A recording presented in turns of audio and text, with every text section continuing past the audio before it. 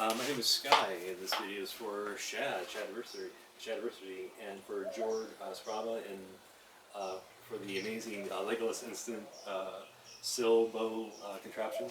I wanted to make this video because I'm fascinated by what you guys are creating and working on. And as far as my own background, I'm a history nerd, I'm a warfare nerd, I'm a gadget science nerd. I've played around with bows myself, so I'm just absolutely fascinated by this contraption. And so as Shadiversity keeps discussing and bringing up, like, how would you use it? Where would it be used? And what's the context, or like what's its effectiveness? So with like any sort of weapon, you start with hunting. What is because it's a little bit awkward. So the thing you'd be figuring out is, how do I sling this across the back in a way that is not disruptive, or at least slung on the horse in such a way that you can ride along, and then when I need it, I can quickly enough draw it out, and the bolts are not knocked around from the jostling being on horseback. Using it on horseback, yes, I can see that being done. It's effectively, because what are you doing? You're putting weapon on target, or at least ammo and missile on target, I should say. That's what I'm really fascinated by this contraption, is the missile on target you can maintain as you approach the thing, or the target. So for hunting, something like a water buffalo, potentially. So, because as you're drawing and hitting, because what are you doing? You're aiming. Essentially, it allows you to put a lot of bolts on one target. You're aiming for that target, that sweet spot, the eye, the brain, the neck, jugulars. Like, really, just like you can, if you're hitting there, bam, bam, bam. Really, and sort of quickly adjust your sight picture, at this charging animal, coming towards you. And I can see it as well as pairs. People would use these two things in conjunction. And so in a fantasy environment, two people armed with the Sil bow,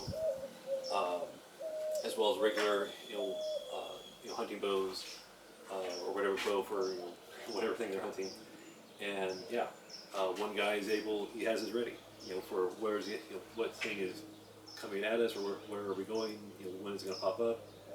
Because once I get one bow off, or one bolt off, I need to get more, just in case I miss it. Like, because we don't have the opportunity to miss in this case. Like, we have to quickly get it as fast as I can.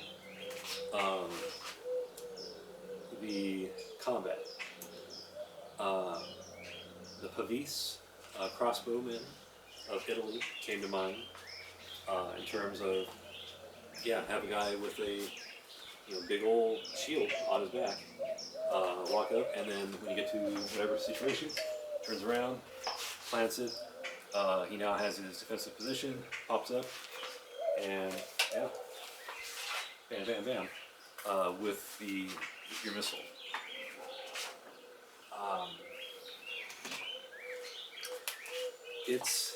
It's an assault weapon as well.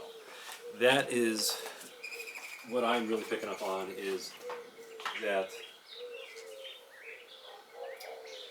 because you're able to have that handle and maintain and sort of relax one arm or the other, distribute, because they have the deadly weapon, and it puts you at such an advantage, to keeping your enemy at bay, at fear. It's a perfect ambush weapon as well. And I realized, like, I need to make this video as well, because the fantasy trope, or at least the trope of an army marching along, and there's ferns and bushes off to the side, and then bam, a bunch of bandits pop up and are able to, with their arrows or their bows, ambush. Or the rival army is able to pop up, in a close proximity to the army marching along, on a road and ambush them from close range with missile weapons. It's a great visual for video, for cameras, because the combat, the action is close. It's you can see, oh, this guy from behind the ambusher's point of view, like, hey, I pop up, I can see his target, he shoots the arrow, I can make that connection right away. Would that happen in real life? No, because you would have your screen, your scouts going ahead, and in those cases you have guys, they are popping along, like hid in the bush, like, hey, is anybody hiding out here? And if those guys were killed as they're scouting, well, yeah, there had people on the road who can report, like, hey, there's an ambush over there, and if it's a whole army, that's why they're the scouts. They are killed to protect everybody else. But really, it's like, all right, you may lose one guy. Hopefully, you don't lose one guy. Why? Because he's out, and he has the point of view, like you can see the enemy.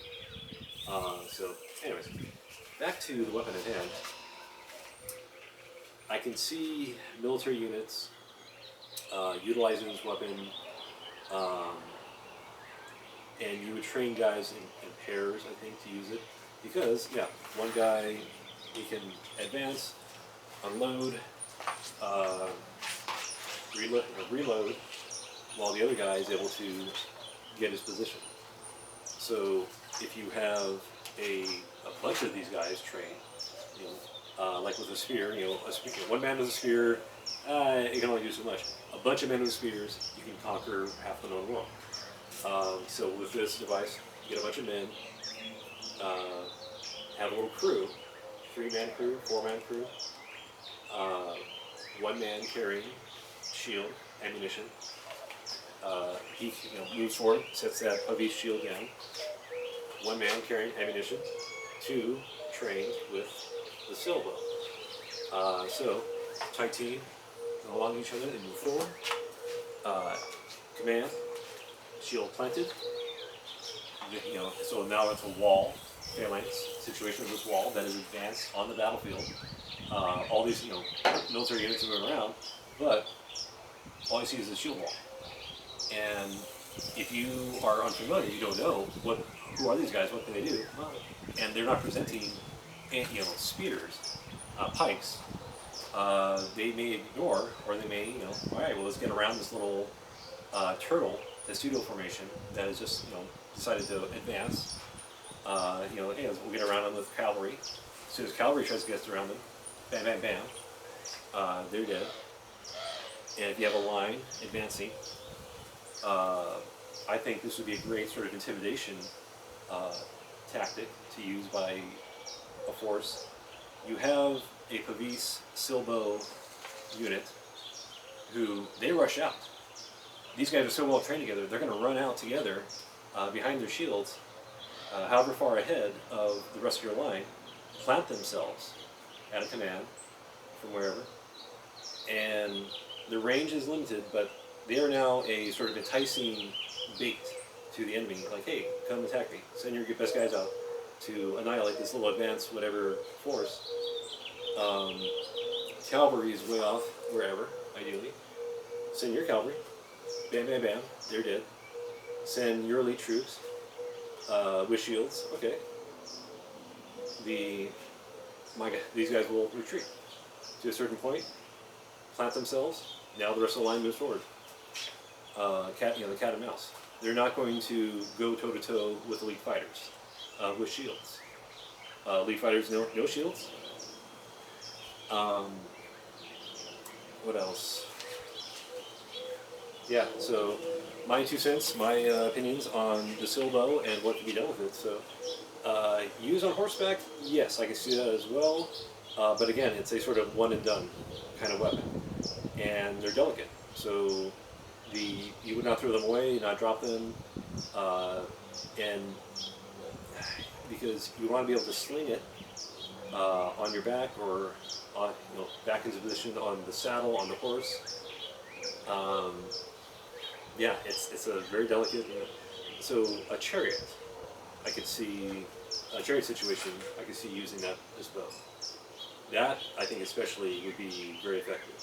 You have the stable platform, plenty of ammunition to get access to, and even big enough chariot, you can have 2 guys. Your third driving the chariot. Yeah, there you go. And if the enemy doesn't know, foreign enemy who, cavalry chase, gone. So, some interesting things. Anyways, thank you guys.